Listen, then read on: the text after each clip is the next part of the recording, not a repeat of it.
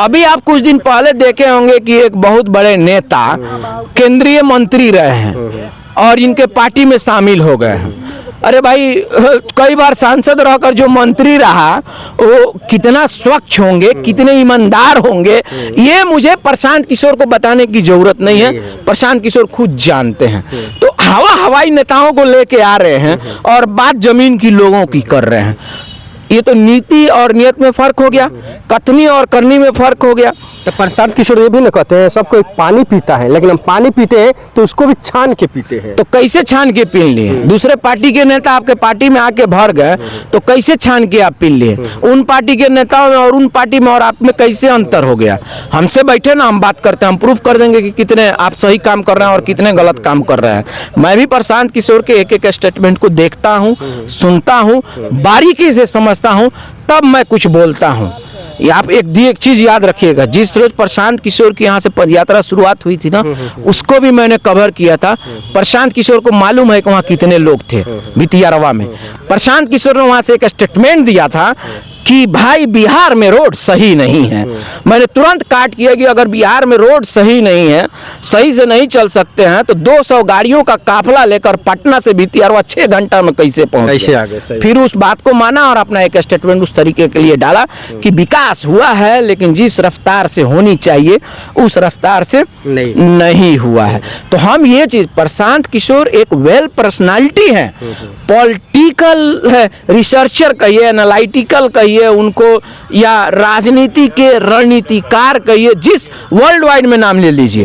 तो अगर आपका नाम उस तरह, तो आप जो स्टेटमेंट देते हैं तो जरा सोच कर बोलिए कि ये स्टेटमेंट मैं जो दे रहा हूं ये कितना सही है और कितना गलत है। क्योंकि उसका समाज पर अगर अच्छा है तो सही प्रभाव पड़ेगा, अगर सही नहीं है तो लोग कहेंगे ये तो झूठा है, और साबित करके बोला जाएगा कि ये झूठा है। लेकिन प्रशांत किशोर का जो भी काम है, मैं अपने नज़रिए से देखता हूं कि बहुत सारा काम जो सही है, व्यवस्था बदलने की बात करते हैं, एजुकेशन की बात करते हैं, इक्वलिटी की बात करते हैं, डेवलपमेंट की बात करते हैं, हेल्थ की बात करते हैं, ये होना चाहिए। लेकिन जब बात हो जाए सामूहिक प्रयास, सही लोग सही सोच की, तो उस पैटर्न पर चलेंगे, तब मैं इनको सही मानूंगा।